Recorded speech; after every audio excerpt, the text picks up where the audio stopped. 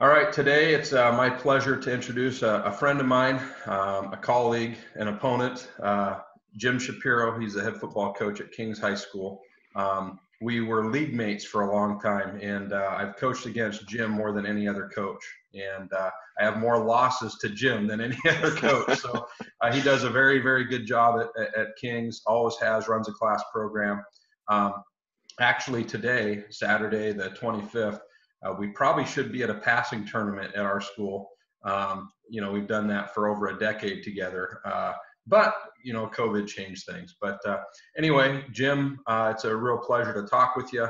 And you have a bit of a unique take on racial things, as you have a blended family. So would you introduce a little bit about how that came about and some of the things you've learned from there, and then I'll interject questions as we go. Yeah, for sure, Dan. I mean, just to start off, it's fun to be on this video with you. We have 2 decades of competing against each other, and we used to say, 364 days out of the year we're buddies, and that one night, we're still friends, but we're going to compete. But now it's 365 because Exactly. we don't see each other. But thanks for doing this. First and foremost, I think just your heart to listen, learn, love, and lead. What a great example for all of us. I just want to say thank you for doing that. Our family, I think, for me, if it's okay, I want to go back a little bit more even into my history, just I think as we have these conversations, it's important to understand where we all come from. And I think that helps kind of frame in, people's opinions and views of the world. So I'm just going to take just a minute and just maybe share my younger years, and then love to talk about my current family and just kind of how we are and who we are. Great. But I look at the world and where it's at, and I think a lot of folks are kind of standing on the shoulders of those that have gone before them, parents, grandparents. I think we're all proud in many ways of our history and our families.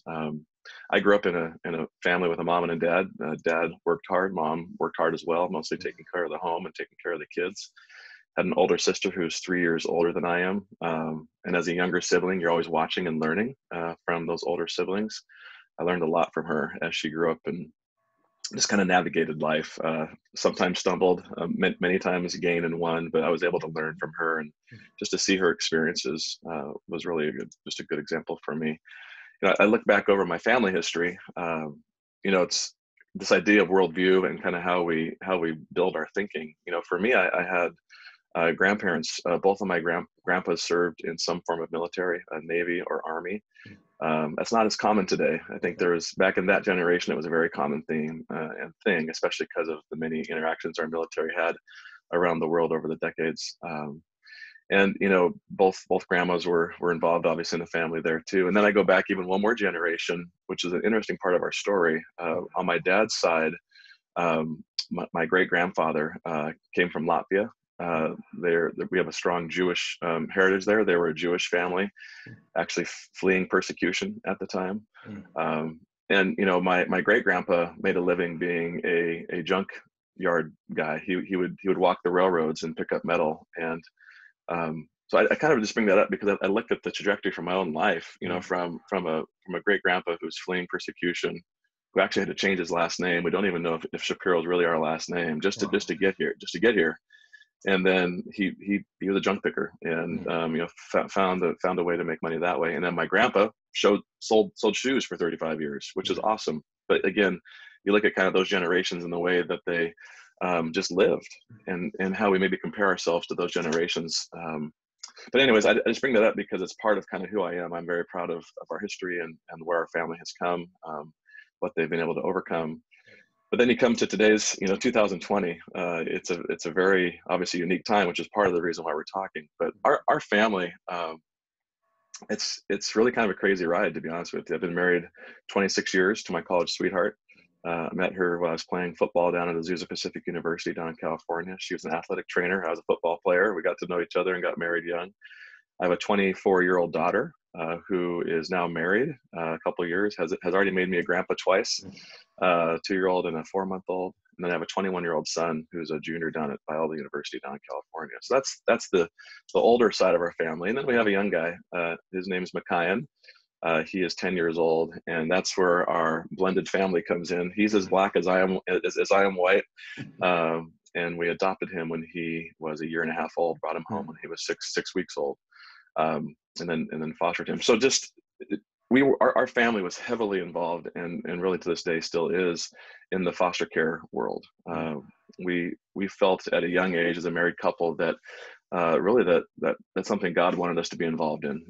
We could still have more babies and all those things, but we just really felt like maybe there was a place for us to help, raise a child that maybe wouldn't have any other means to do so. We spent many years prior to foster care and adoption, many summers down in Ensenada, Mexico. I took our younger kids down there to hang out and camp out at an orphanage every summer, and just to really expose our family to ways of life that we would never have experienced before. So, for us, being very intentional in our time and in our moments, from the orphanage in Ensenada to being involved in foster care. I won't go too far into our foster care story, but long story short, we've had 24 different kids come through our home at different stages over the last decade. Wow. Many of them with the intent to adopt. That was our hope and goal. And to be honest with you, almost every turn we took, our hearts were broken. From little babies brought home to us where mom and dad weren't on the scene. So then eventually dad gets a job, and our mom gets an apartment, and 7 to 8 months later, we were asked to kind of give these babies back to their mom or dad, which is great for unification, but breaks our hearts along the way. And I should tell you the reason why we got involved even was because at our church, now 2 decades almost ago, our church was really looking at the adoption world and how it was really just kind of wrong. There was just a lot of wrong, and that it was costing so much money for kids to be adopted. So our church got involved in starting an adoption ministry. I went to Antioch Bible Church. Lead pastor was Pastor Ken Hutcherson. He he's a black pastor, played football in the NFL, Dallas and Seahawks, really had a heart for cross-cultural ministry. And just anyways, we were sitting in church one day. He was talking about adoption and foster care and just how we as a family and community should be involved. So that was really our starting point. We ended up fostering 24 different kids, and our hearts were broken many times. And really we had given up until we got a phone call one day, and our caseworker from previous cases said there's this little boy, and he is 6 weeks old and in need of a home. And we jumped right in. And very long story short, I walked into the hospital, and there sat this little 7-8 pound little guy. Again, he was as black as I was white. But I looked at him and I said, "That's my son. That's my guy." And been raising him ever since as our own. And he's my little guy, 10 years old. He has 7 other siblings, and there's a whole story there just about life and family. But that's a long version of who our family is. And raising a 10-year-old son in this environment is definitely worth something we could talk about for sure. So let me just throw in, thank you for your faithfulness for all of those 24 children, and the impact that you could have had even in the short time that you may have had. And you and I both believe that God is sovereign, and Micaiah is exactly where he was meant to be. Yeah, no doubt about it. Yeah. In fact, his name Micaiah is both African and Hawaiian combined, meaning God's long-awaited blessing. And we were done, and then God stepped in, and there he is, and he's really just my dream. I mean, the kid he's tough, and he loves athletics, and he loves people. He's just a very dominant figure, and I have no doubt God's going to use his voice for good. I know he's tough. I saw the Christmas videos with the boxing gloves. So yeah, he is something for sure. For sure. Yeah. Well, that's awesome. So why don't you fast forward now? So you brought the little guy home at 6 weeks, and tell us a little bit about how things have gone, up to this point. He's 10, did you say now? He is, yeah, just turned 10. Okay. Yeah. How things have gone, and what's the different dynamic raising a child of a different race? What other kind of conversations do you need to have? What maybe concerns do you have as a parent? Yeah, that's great. Well, I mean, raising any child's not easy, and thank goodness we've been through 2 already in their 20s, so we've learned a lot. And I think obviously having Kai come from his background and just who he is, there's obviously a difference in our skin color. And we've been very open and honest with him just about his story. Even he's actually met his birth mom several times. That's been intentional. We interact with 6 of his other 7 siblings. That's been very intentional, trying just to keep family and community around him, so that he knows who he is. We want him to be very, proud and sure of who he is and where he comes from. And at the same breath, he's a Shapiro. He's being raised under our parenting and our way of doing life, and you can see that in him.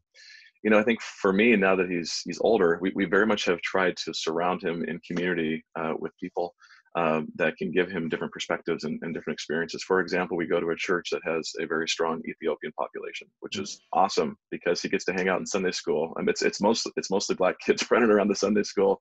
Some from Ethiopian experience, some from Shoreline Seattle, some from others. So it's a really great cross-cultural experience for him to have that.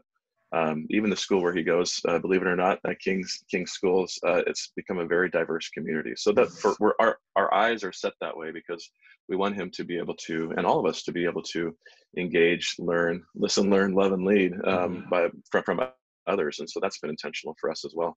And I think as he's gotten older, just really trying to understand Black history and help him understand some of the trials and struggles. He understands the basic elements of what slavery was and what it is.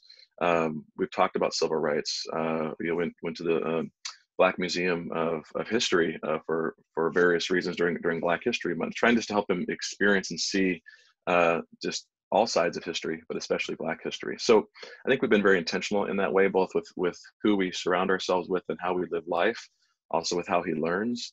And then even in these hard times, these last few months, I've been very bold and direct with all my kids on the talk about life and the birds and the bees to, in Kai's case, adding on to this idea of what it means to be a Black man in America. And so just to kind of go there for a second, with the tragedy and horrific, thing that happened to George Floyd, be it a right parenting move or not, there was a really good video about 9 minutes of that whole scenario of what happened before George and the other guys went into the store and what happened with the police officers. And I sat down with Kai in a very careful moment. It wasn't graphic or rough, but we talked about just the whole experience. And we talked about George Floyd and some of the choices he was making up into the moment. And we talked about right and wrong. We talked about surrounding yourself with people and good people and people that might influence you. And then we got to the police officers, and we talked about the other police officers that were in that moment, what they could have done differently, and all the way up to obviously the horrific, murder of George. So you have this full spectrum in 9 minutes of so many teaching moments. And he's 10, but he got it, and he understood the choices that were being made, maybe by George himself, and maybe some of the things he could have done differently in resisting arrest or not, and most definitely what he could have done as maybe an assistant police officer in that moment, how you could have stood up and had a voice, and then obviously from the horrific end of that. So just finding those teaching moments that are appropriate for him have been so critical, so that he can understand, I have a simple rule of life for all my kids and really for all my football players: be with the right people at the right place at the right time, doing the right things. And in that 9-minute clip on all sides of that scenario, you could play those rules out and figure out how that situation could have gone differently. So just trying to help them understand how to navigate life. We have good conversations about first responders and police officers and firefighters. We have a good conversation about military and all those things, and just the appropriate use of things. But also how, he needs to, Kai's a very strong-willed, dominant young man. And again, I think he's going to have, I have great confidence he's going to be used for God's good in the world. But you tell him to do something, he won't do it.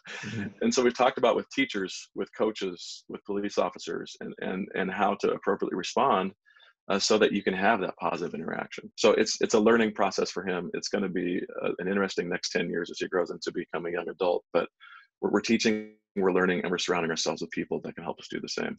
Great. There's a word that stood out to me that I heard you say a few times, and I think it's so applicable for all parents, teachers, anybody who's an authority in trying to educate people, and that was intentional, right?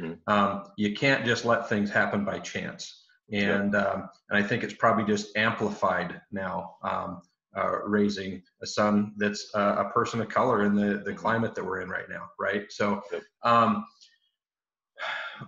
what has been maybe shocking or surprising to you about how other people maybe act when maybe they're people you know, or maybe they're just strangers that see your Yeah. family together?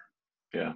It's very true. I mean, it's interesting the lenses we have, right, as humans. Like we're all in the subconscious or in the conscious in the back of our minds trying to figure out the pieces, you know.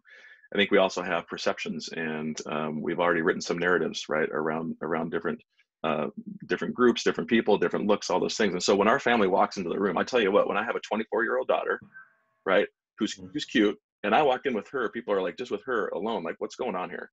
Like, who is that? Is that your girlfriend? Is that your wife? Is that what's going on here? And then my wife walks in, and then, okay, they start connecting the dots. And then the grandbabies walk in, and now totally everyone's confused.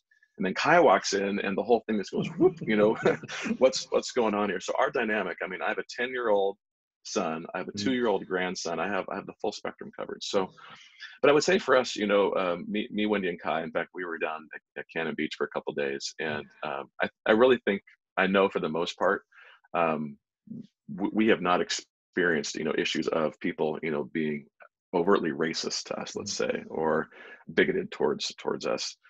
But you can definitely see the narrative. They're trying to figure out, how's this thing line up.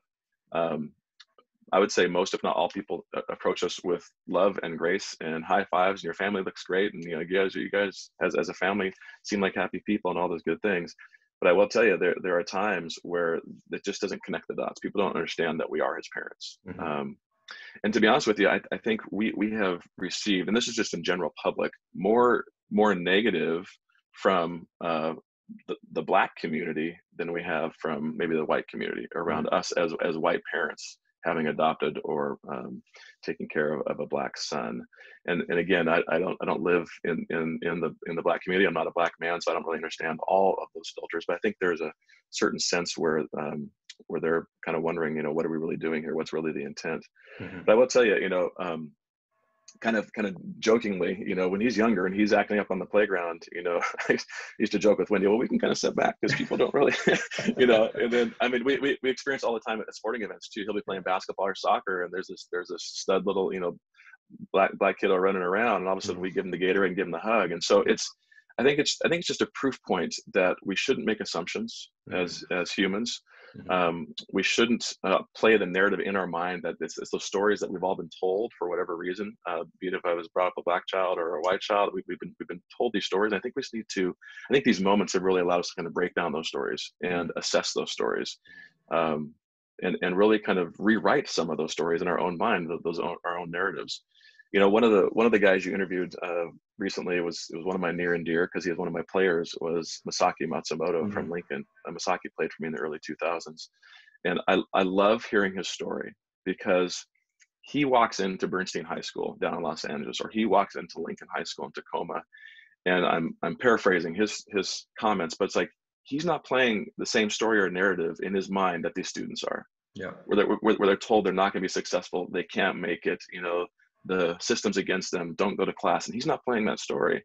And in both environments, because he's not playing that story, he's been able to enter into those kids' lives and help them rewrite those stories in their minds. Yeah. And I think, long answer to what you're asking me earlier, that's what we're trying to do with Kai. We want him to write his own story. We want him to understand history and to embrace and understand all that's gone on in our world. But we want him to live in 2020 and move forward and write his own story. And you know, we've had one thing that has happened, Dan, for me in these last few months is exactly your very first two words: listen and learn.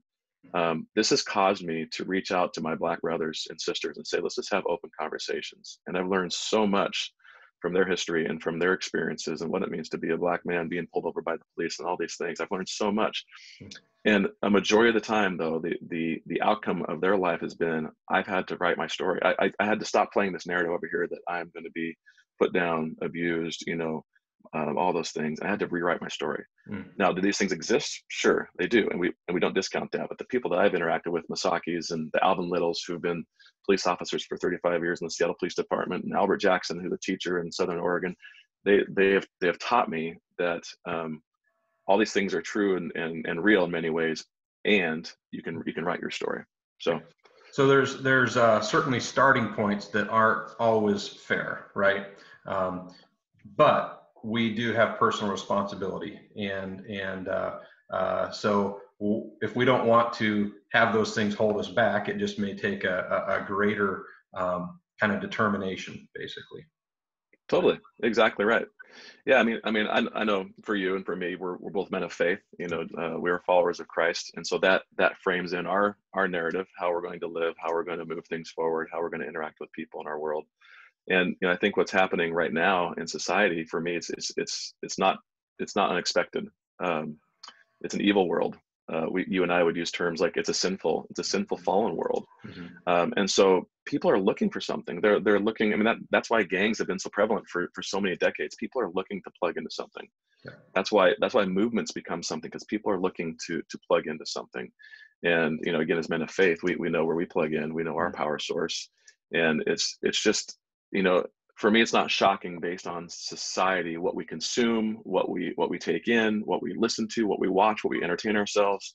And if we don't have a power source that we're confident in, we're going to find other ways to plug in. And so I think that's back to narrative, or the old story we're telling ourselves. And then where, as humans, if we, in our case, if we don't have a faith, where do we plug in? And so it's not surprising to me that what we're experiencing today is happening, to be honest with you.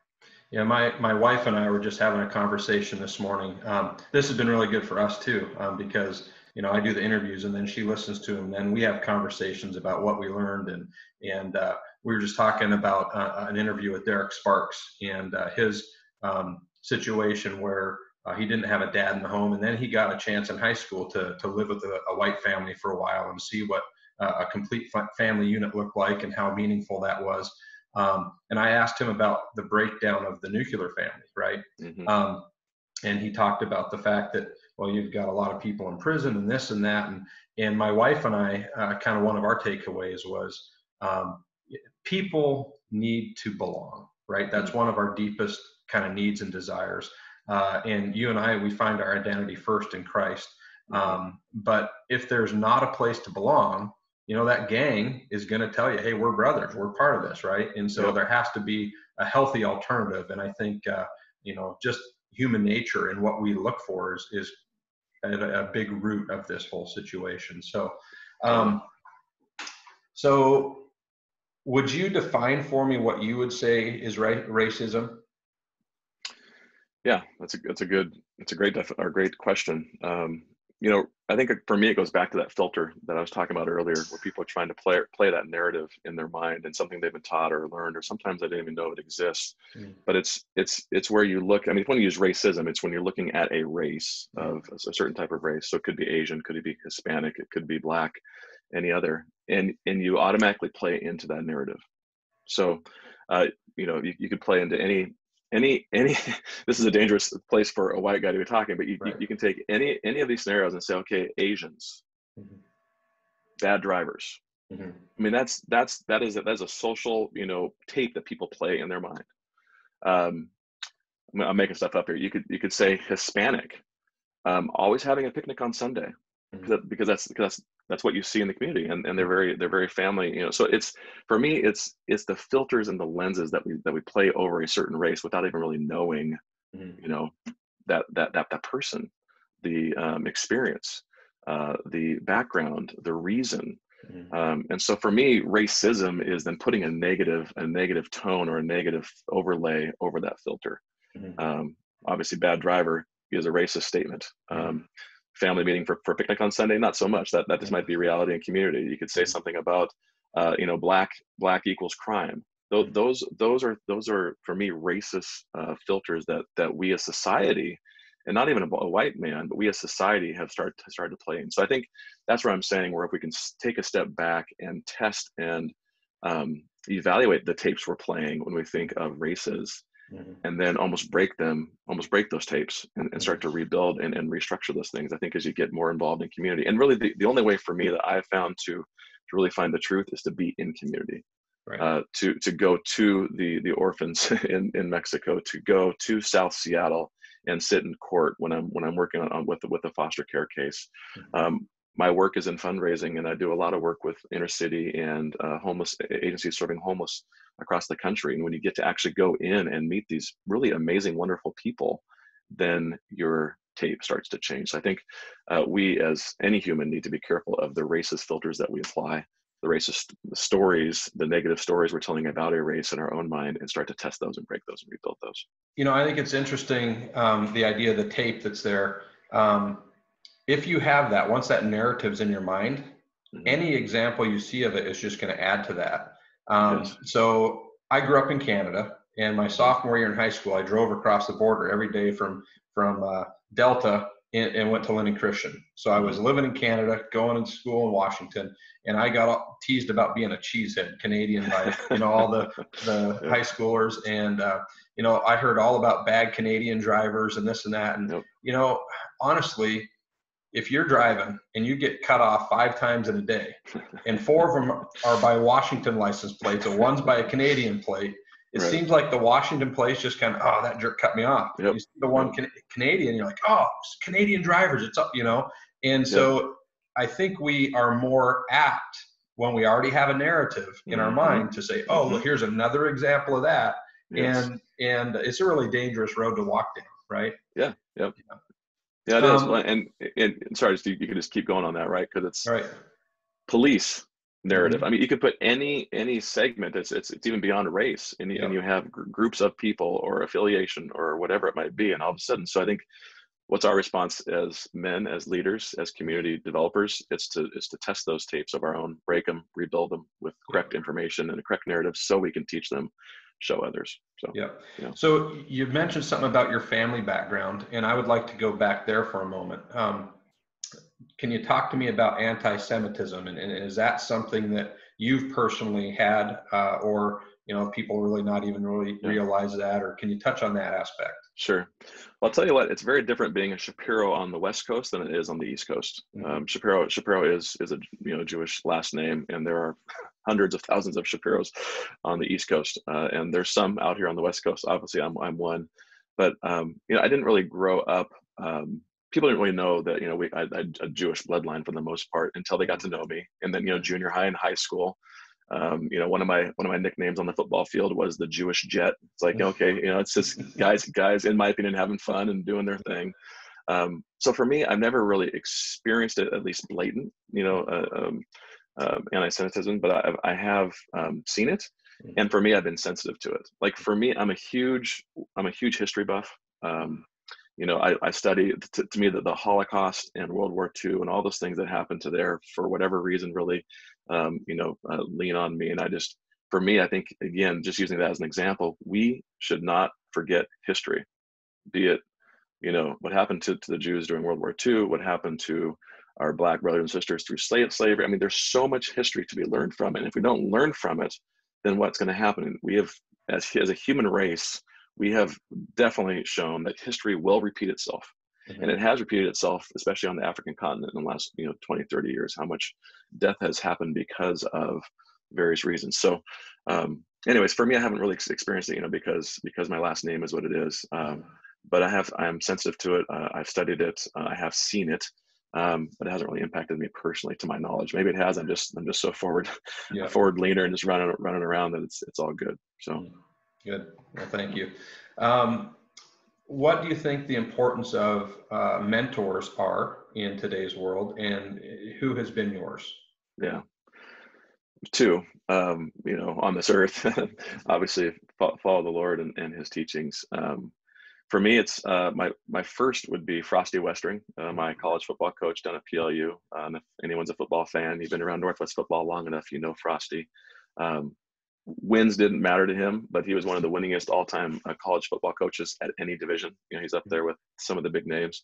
But his way of leading was amazing, and I think it's because he applied your third word. It was love. He taught me the difference. I played for 2 programs in college. One was down at Azusa Pacific University, where I was coached by an ex-NFL player who loved to yell, scream, grab you by the face mask and kick you in the butt, and used fear as the motivator.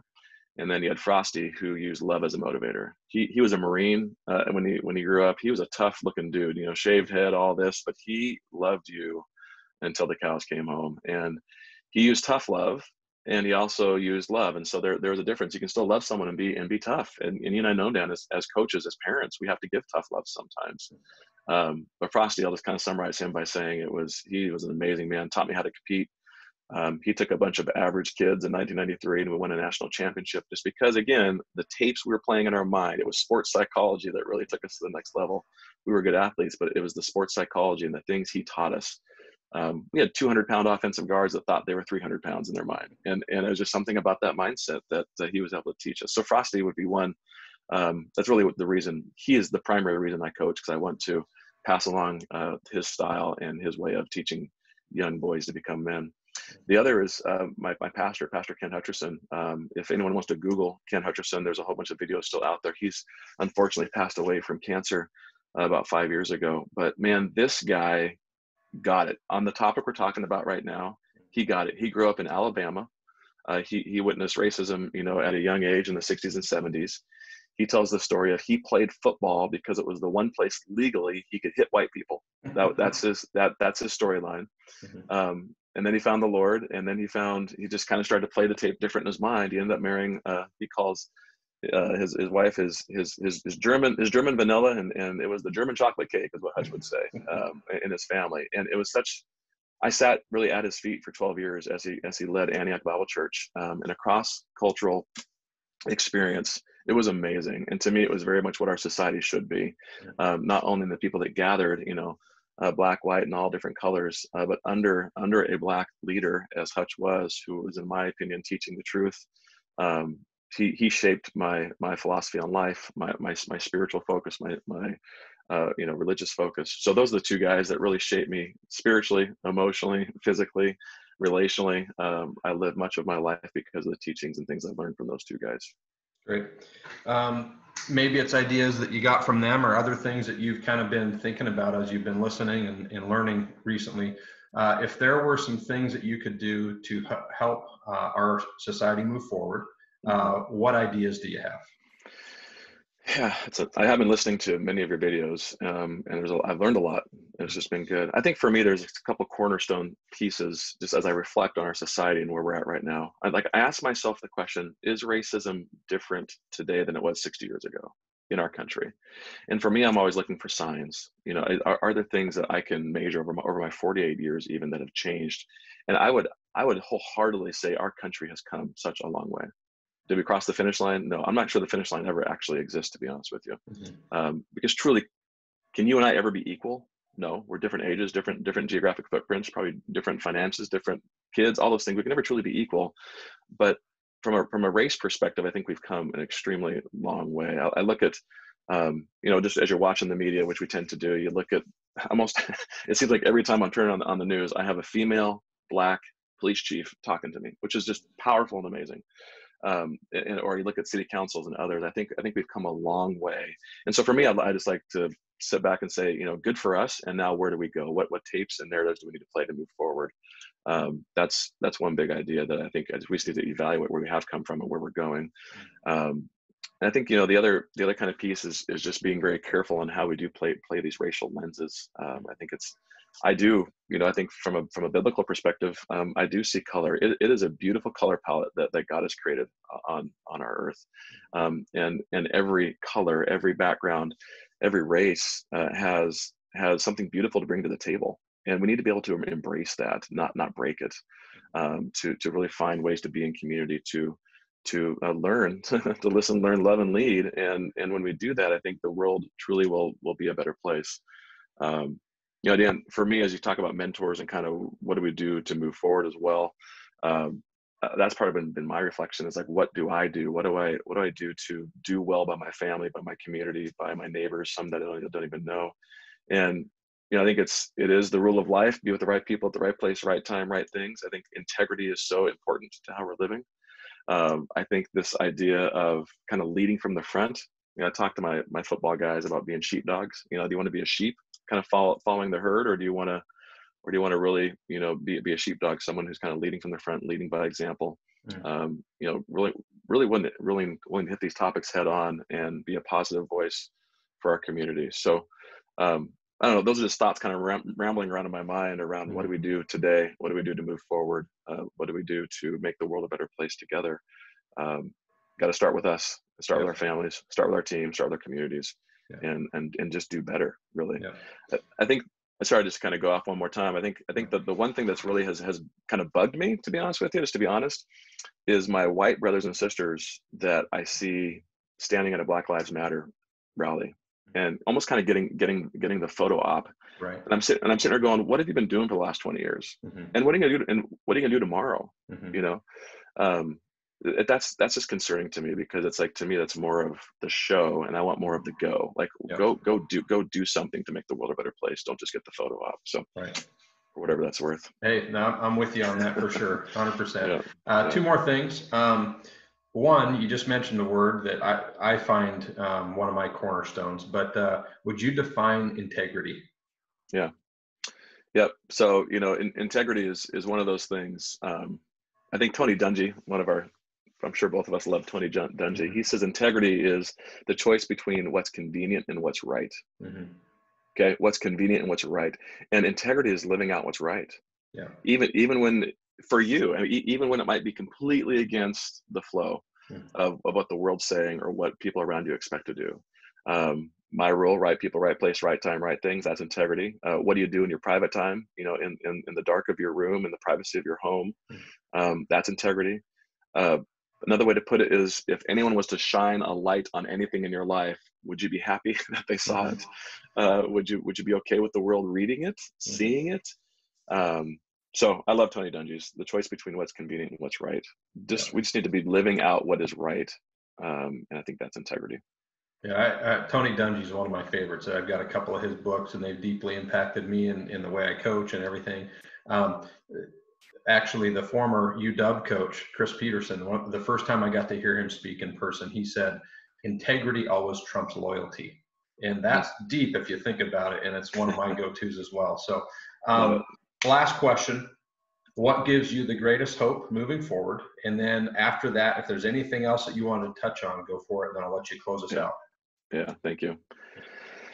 Well, buddy, I mean, it's always a risk as two believers to say my greatest hope is in Jesus. And, even in this day and age, people just don't get it until you get it. And my encouragement would be that people would look back, even over our society, on how involved the church faith has been in our country, even in the last, 50, 60 years, and how diluted and gone away that is, church attendance. And it's not the acts of being religious, but it's those, to me, are outward signs of where we're kind of rooted. So what gives me the greatest hope is Jesus and my faith. Like I said earlier, none of this surprises me. I mean, if I follow the story that I know that's being told in God's word, none of this surprises me. I don't think we as Americans should be surprised that our country is actually at risk. Last time I checked, the Roman Empire didn't exist. And so it's like, these amazing superpowers of the world, this is not going to go on forever. And maybe this is the moment where things are going to be kind of restructured. Who knows? But in all of that, my greatest hope is in my faith and what I have both here on earth and also in eternity. From just a pure human perspective, this sounds cliche too. The greatest hope I have, I see it in the eyes of my 17-year-old players. I see it in the eyes of my own children. There is so much hope and desire and potential in our next generation, in our kids. That gives me hope. What gives me hope is Masaki down at Lincoln. That gives me hope. I watch those kids come into my team camp, and they give me so much energy. These kids that are just so full of life and focus and willingness to learn and grow and compete. So I sound like the old 48-year-old guy on the call, but it's the next generation that gives me hope. And I think just also hope in human nature. I do, again, a lot of fundraising and work, and through COVID and through the economic downturn and racial injustice and all the things that have gone on, I've seen hope in people that are in their homes, locked in, can't do anything, and giving so generously, $10, $50, $100.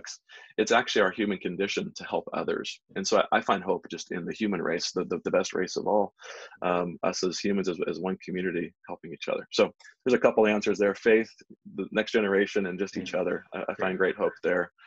I think what else would I want to say? Dan, we've had a really good, robust conversation. I think for me, this maybe goes back a little bit, but just, I think we all need to be very careful with where we align our energy and our voices. This is a little bit of a powder keg moment, but I just want to use it as an example. I can say the phrase, Black Lives Matter. I can say a phrase, make America great. And I think, Dan, you and I would both agree that Black lives do matter. And I think that we could say that we want a great nation in our America. But you wrap those up in a platform or in a movement or in political issues, and all of a sudden we're aligned there. And I think that can really potentially damage our voice. And I'm not playing one side or the other or against each other. I'm just using those as really clear examples in our society that we need to be careful where we align our voice on Facebook, on Twitter, in our community, in our conversations. And I just encourage right here, too, guys, we start it and everyone else, do their thing. Let's be that positive voice of reason, positive voice of truth. Let's be embracing our community and learning from others. Listen, learn, love, and lead is exactly an awesome platform that you've created. And if anything, let's pick up the phone. Let's have more coffee meetings with our masks on if needed, and have more conversations like this, so that we can put our voice, our energy, our platform in the right place to really change the world. Because all this is all about change. This is all about, and no matter where we are in any of these conversations or platforms, it's all about change. We want what's better. We want what's good. We want what's safe. We want what's healthy. And if we can align ourselves as a community in the things that are good and healthy and team building and community building, then guess what? Tomorrow's going to be better, and the next generation is going to be even better. So there you go. Awesome. That's my thoughts. Awesome. Well, thank you so much, Jim. I respect you a lot. Once again, your hair game is on point as always. Although I saw a couple pictures during COVID where it was getting a little sketchy there. But hey, thanks so much, and blessings to you and your family. Right on, brother. You too. Thanks. All right. Thank you.